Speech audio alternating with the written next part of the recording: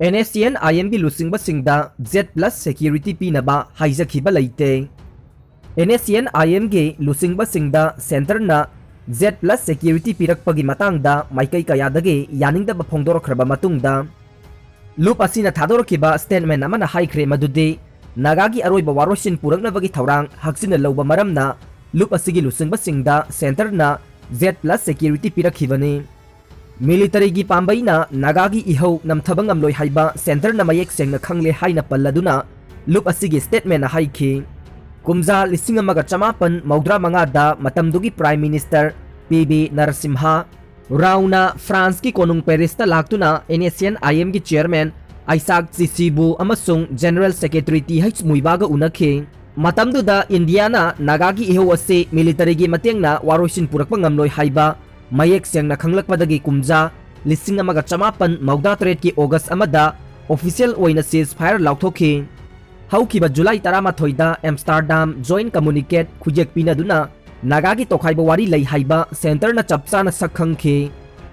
नाकल अनी की मरक्ता वारी सानादुना वारोइसिन अमा पुरकनबगी पांदमदा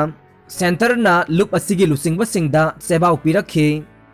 मतुंग तारकपदा NSCN-IM की चेयरमैन आइसाक सीसी सु अमसुंग TH मुइबाना कुमजा 2002 की दिसंबर दा सेंटर का वारी साननबा न्यू दिल्ली दा थुंगलखे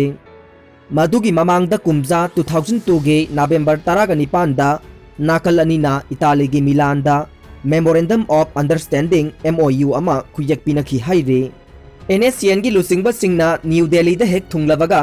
Z+ security पीदुना IB की क्वार्टर दा लेहनखि हाइना पल्लदुना लूप असिगी स्टेटमेंट हाइखे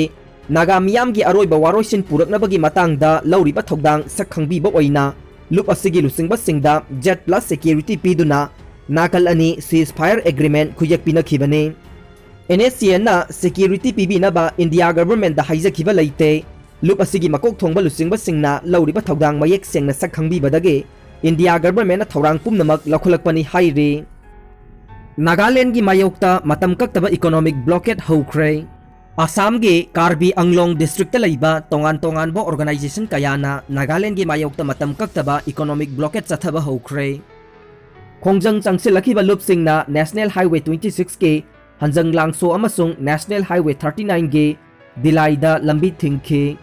आसाम अमदे नागालैंड की लोना बंगमखैदा लैबा यामना मरु ओइबा लंबी अनि थिंखिबा मरमना नागालैंड दा पोचै पुसिलकपा ngamkhidre नागालैंड की मियोई खरना दालदाली रिजर्व फॉरेस्ट लम खोपसिलगी हाइबगी वाहौदा कार्बी अंगलोंगी तोंगान तोंगान बलुपसिंगना खोंजंग चंगसिलखिबने मियोई खरना रिजर्व फॉरेस्ट की लम खोपसिलकपदा दिमापुर डिस्ट्रिक्ट एडमिनिस्ट्रेशन के मकोक थोंगबा लुसिंगबसिंगना मतेंग पांगसिल्ली हाइना कार्बी अंगलोंगी लुपसिंगना मराल सिरे लुपसिंग अदुना हाइखि मदुदे नागालैंड की मियोई कया मरुमना संगलकलगा दालदाली रिजर्व फॉरेस्ट खुंदा लैतादुना लैसिल्ले रिजर्व फॉरेस्ट लंबी सेमजिलकपगा लोइनना इलेक्ट्रिक पोस्ट कया मरुम युंगलबा मतुंगदा उमंगी सरू कोकथोकलगा युम सादुना लैसिल्ले नागालैंड की मायोक्ता मतम कक्तबा इकोनॉमिक ब्लॉकेट की खोंजंग चंगसिनखिबा लुपसिंगी मनुंगदा कार्बी स्टूडेंट एसोसिएशन KSA बिजैबे all Dimasa student union Karbi Longri NC hills liberation front Karbi students and youth council Karbi farmers association Karbi unemployment youth association UKYA JACAS AATSA KAWJF HPYA अमसुंग united people's democratic solidarity याउरे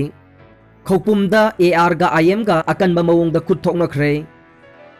ngasi ayuk pung manga makhairom tabada khopum police station की खारोमदा kilometre 12 rom satlaga leiba singmai kabui khulgi पुंसांग मैदा कुनगा मापन सुबा AR गा NSCN-IM गा अकनबा मवोंगदा नोंमै कापनादुना खुद थोकनखरे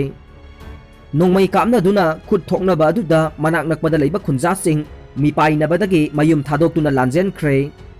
नाकल अनि खुद थोकनखिबा अदुदा अशोक अपन यावबगी पाउदे प्रेसना फंगबा ngamdre